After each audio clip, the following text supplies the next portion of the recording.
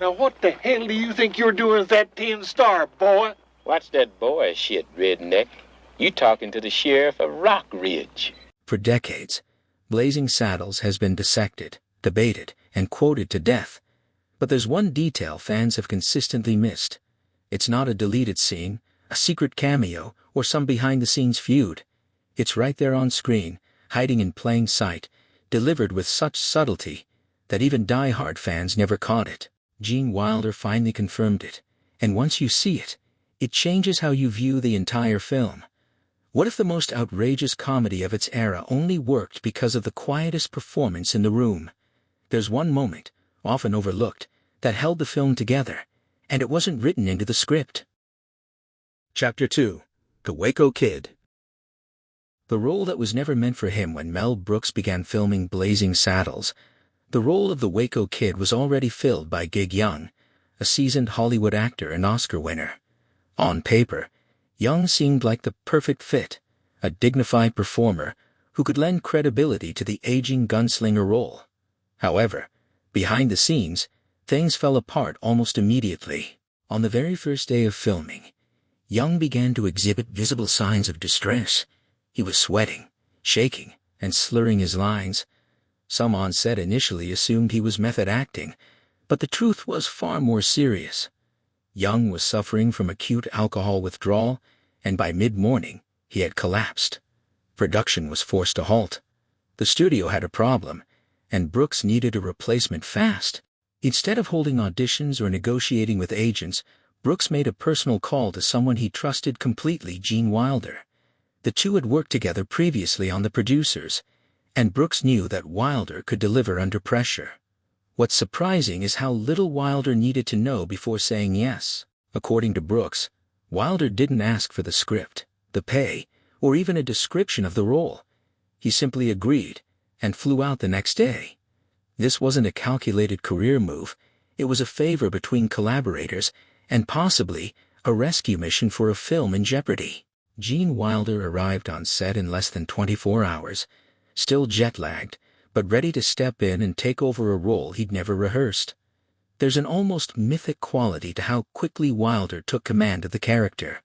While most actors prepare for weeks or months, Wilder had only hours. But by the time the cameras rolled, he was already inhabiting the Waco Kid, like he'd lived in the character's boots for years. What made his performance so effective wasn't just his talent, it was his willingness to show up fully present in the chaos. His arrival not only saved the film from early collapse, but also shifted the tone of the entire character. Would the Waco Kid have been as dryly philosophical or quietly tragic if Young had stayed? We'll never know, but Wilder's take became instantly iconic. Still, it raises an interesting question: was Wilder always destined for the role, even if the casting didn't say so at first? Brooks never framed it as fate, but he was clear on one thing: once Wilder stepped into the part, there was no going back. What began as an emergency recast became one of the most celebrated performances in comedy history. The Waco Kid wasn't just a backup plan, it became a benchmark for comedic subtlety. And it all started with a phone call in the middle of a production disaster. Just as Wilder stepped in to rescue the role, what he did with it next was something no one on set expected, and it changed everything. Chapter 3. Quiet Performance. The genius of Gene's quiet performance, Gene Wilder's decision to play the Waco Kid straight, was no accident. It was a deliberate choice he made before he even stepped on set. According to Mel Brooks, Wilder agreed to join the production under one clear condition: he wasn't going to play the character for laughs. In a film overflowing with slapstick absurdism and fourth-wall-breaking chaos, Wilder insisted on delivering a restrained, almost mournful performance. This wasn't a comedic actor trying to steal scenes, it was someone who understood the power of contrast. Wilder didn't push his lines or exaggerate his expressions. Instead, he leaned into stillness, giving the Waco Kid a kind of quiet gravity that allowed the surrounding madness to flourish. This approach wasn't just a creative preference, it was a calculated move that grounded the entire film. Mel Brooks later credited Wilder's subtlety with giving Blazing Saddles its backbone. While characters like Hedley Lamar and Mongo pushed absurdity to the edge, The Waco Kid stood apart as a ghost of the Old West, burned out, reflective, and strangely dignified. The now famous jailhouse scene where the kid explains his shaky hands and lost nerve wasn't just played for irony. Wilder delivered it with a weariness that bordered on tragic. It made the line funny, yes, but also human. Without Wilder's internalized approach, the film's satire might have slipped into farce. Interestingly, Wilder's insistence on playing it straight may have also reflected his own discomfort with excess. Those who worked with him often described him as thoughtful, methodical, and deeply invested in emotional authenticity. In that sense, the Waco Kid became an extension of Wilder's personal ethos, an observer who didn't need to shout to be heard. Even when delivering absurd lines, his timing was precise, his tone controlled. It's no surprise that audiences often quote his lines not because they're the loudest, but because they're the most unexpected. In a movie built on punchlines, Wilder's performance was the pause that made the punchlines land harder. So was Gene Wilder's approach a risk? Arguably, yes. In a lesser actor's hands, playing the role with such restraint might have faded into the background. But Wilder understood something critical about comedy. Contrast enhances absurdity. By refusing to play the clown, he made everyone else's madness funnier. His stillness became the eye of the storm. That choice, calm, confident, and controlled, became the performance that continues to define the film decades later. The dream team that never happened before Blazing Saddles hit theaters. Richard Pryor's name was closely tied to the project. Not just as a writer, but as the actor originally slated to play Sheriff Bart.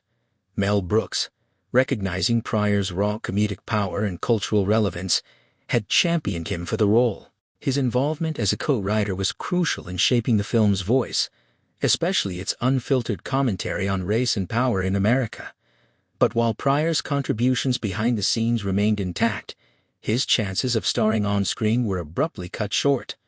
Warner Brothers executives, wary of his public controversies and substance use issues, ultimately blocked his casting. Their decision reshaped the film's chemistry and altered a potential turning point in comedy history. Gene Wilder later acknowledged this lost opportunity, often reflecting on what the film could have been with Pryor beside him.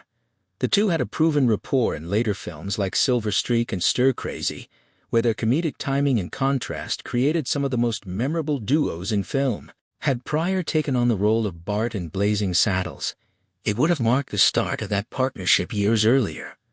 Wilder never expressed resentment, but he did recognize how their chemistry might have shifted the tone of the film.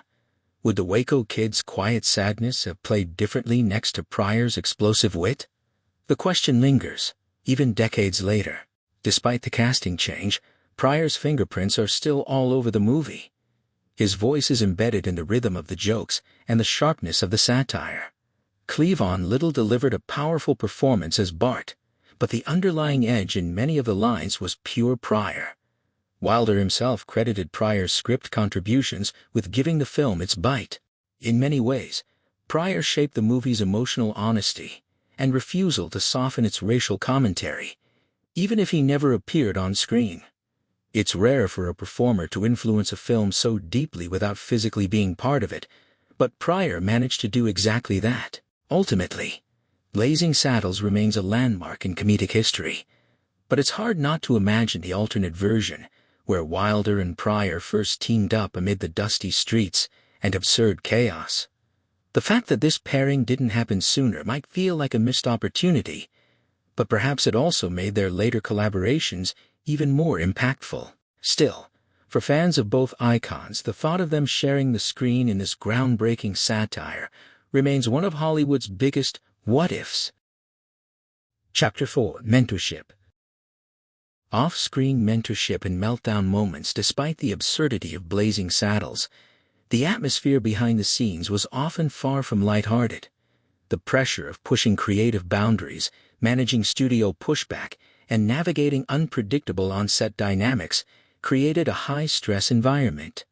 Gene Wilder, by most accounts, became a quiet, stabilizing force during production. While Mel Brooks led with chaotic energy and relentless vision, It was Wilder's calm demeanor that helped ground the cast and crew during tense moments. Those who worked on the film recall that Wilder rarely raised his voice or drew attention to himself, but his presence was reassuring, a kind of emotional anchor amid the storm of improvisation, long hours, and studio anxiety. Wilder's influence extended beyond performance. Between takes, he was known to share advice and help younger or less experienced actors refine their delivery. Not in a grand lecture-style way, but through subtle guidance, small adjustments to timing, emphasis, or tone. His years of stage work and experience under Brooks on The Producers had taught him the value of restraint and rhythm. For some, his mentorship wasn't immediately visible but became clear in hindsight. He didn't demand attention, yet his influence shaped several scenes from the margins. Some crew members have even described him as the unofficial director of tone, ensuring that the balance between satire and sincerity didn't tip too far in either direction. One of Wilder's lesser-known contributions during the production of Blazing Saddles involved something that wasn't even part of the film itself: the development of young Frankenstein. During downtime on set, Wilder began talking with Brooks about a new idea he'd been mulling over. What if the descendant of Dr. Frankenstein wanted nothing to do with his family legacy? That seed of an idea, first shared during breaks in filming, would eventually become one of the most iconic horror comedies ever made. Wilder's ability to switch gears, balancing absurd comedy in one moment and crafting a wholly different concept in the next, speaks to the kind of creative multitasking few actors could manage. It also showed the level of trust and collaboration between Wilder and Brooks, a partnership that produced more than just laughs. So while audiences remember Gene Wilder's performance in Blazing Saddles for his stillness and wit, his off-screen role may have been equally important. He kept the production steady during unpredictable moments, supported his peers, and quietly helped shape the future of comedy filmmaking. In a movie defined by chaos, Wilder's behind-the-scenes presence was anything but. He was the calm at the center of the storm, and without that calm, it's fair to wonder if the film would have held together at all. Chapter 5: Beneath the Laughter. The tragedy beneath the laughter. Gene Wilder's portrayal of the Waco Kid in Blazing Saddles is often remembered for its deadpan delivery and perfect comedic timing. But beneath the surface, Wilder layered his performance with a surprising amount of emotional weight. Far from being just a drunken gunslinger trope, the Waco Kid is portrayed as a deeply damaged man, haunted by his past and disillusioned with the world around him. Wilder, known for his sensitivity as an actor, treated the role with unexpected seriousness. His character's nervous hand tremors and detached demeanor weren't just gags. They were subtle indicators of trauma, perhaps even post-traumatic stress, which Wilder chose to play as real rather than exaggerated. This deeper approach set the Waco Kid apart from the broader characters that surrounded him. In a film where many performances veered toward outrageous satire, Wilder's performance suggested that the kid's alcoholism and withdrawal were rooted in genuine despair. Viewers who revisit the film with this in mind often pick up on how Wilder underplays scenes others might have played for slapstick. In one key moment, when the kid recalls being the fastest draw in the West, there's no boast in his tone, only regret. It feels less like nostalgia and more like a confession. These nuances don't immediately register during a first viewing, but they linger, quietly reshaping how the character is remembered. What's particularly notable is how Wilder used stillness and silence to signal the Waco Kid's pain. Comedy typically rewards speed and energy, but Wilder's power came from his restraint. His hesitations, pauses, and quiet reactions spoke volumes, creating a sense of depth that's easy to miss if you're only watching for punchlines.